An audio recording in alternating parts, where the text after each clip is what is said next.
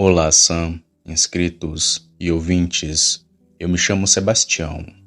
Tenho 58 anos e moro no Paraná. O que tenho para relatar a vocês aqui do canal, custei muito a acreditar, pois até então eu era incrédulo de tudo o que me contavam. Mas quando vi aquela coisa em meu quintal, descobri do pior jeito o que era um lobisomem.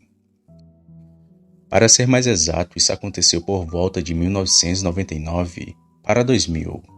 Estava quase na virada do século. Se não me engano, já bem perto das festividades natalinas. Eu, como sempre vivi da roça, vendia galinhas e ovos para me manter. E também plantava para completar a renda, já que tenho 4 filhos.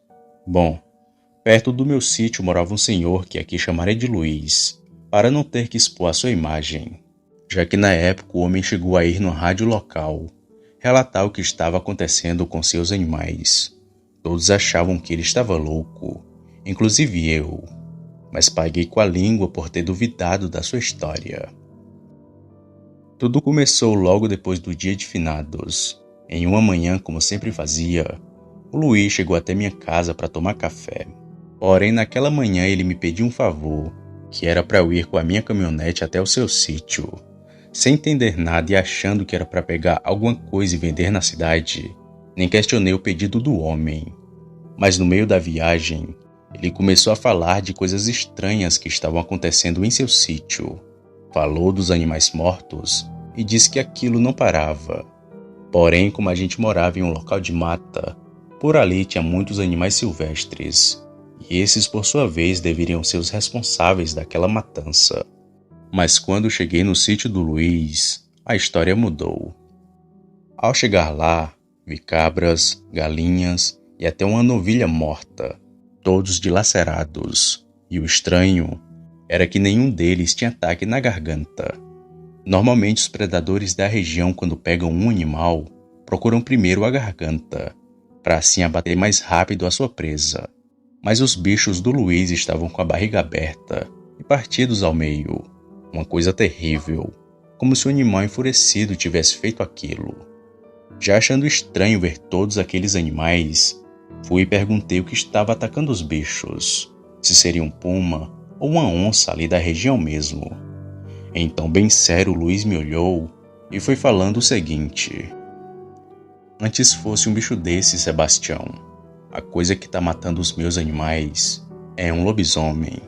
Não contei antes porque achava que era uma onça, mas está com uns 2 dias que vi uma coisa em pé, bem aí no terreiro comendo as minhas galinhas. Sei que é difícil acreditar, mas eu também não acreditava. Mas é verdade, foi um lobisomem. Olhei para o Luiz e ele estava bem sério. Em nenhum momento demonstrou ser uma brincadeira. Além do mais, um senhor daquela idade não iria fazer tal coisa. Ele podia ter os seus defeitos em questão de beber muito, mas era bastante trabalhador e sincero. Após ouvir aquilo, não fiz mais perguntas. Só fui juntando os animais, ou o que restavam deles, e fui colocando na minha caminhonete para jogar fora. Após terminar o serviço, fui para minha casa com aquela história do Luiz em minha cabeça, imaginando se de fato foi um lobisomem que ele viu. Acreditei nas palavras dele, mas pensei que o bicho que atacou seus animais não seria um lobisomem, e sim outra coisa.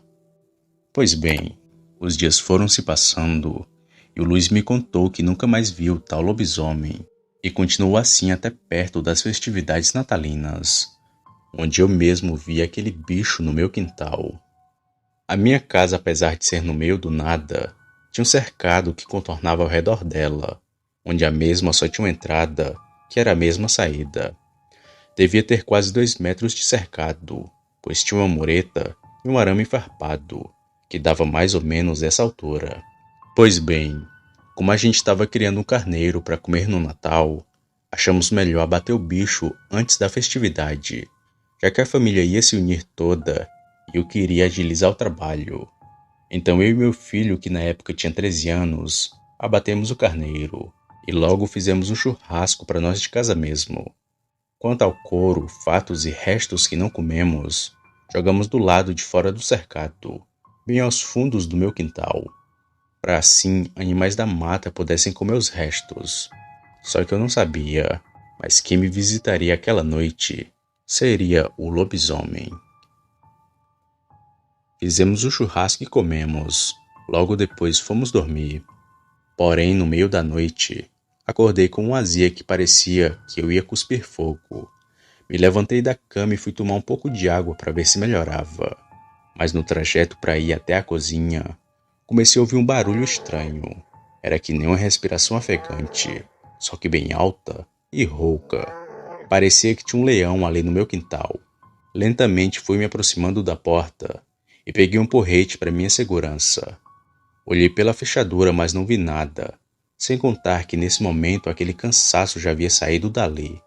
Eu já não ouvia mais nada. Então, mais calmo e pensando ser um cachorro comendo os restos do carneiro, liguei a luz do quintal e abri rapidamente a porta. Quando olhei em volta do quintal, aos fundos, lá do outro lado do cercado, estava um bicho peludo de pé, olhando diretamente para mim. Aquilo tinha quase a altura do meu cercado. Com certeza era muito maior que eu. Sem reação, fiquei olhando fixamente na direção daquilo, até ele se abaixar e ir para algum lugar que não sei onde.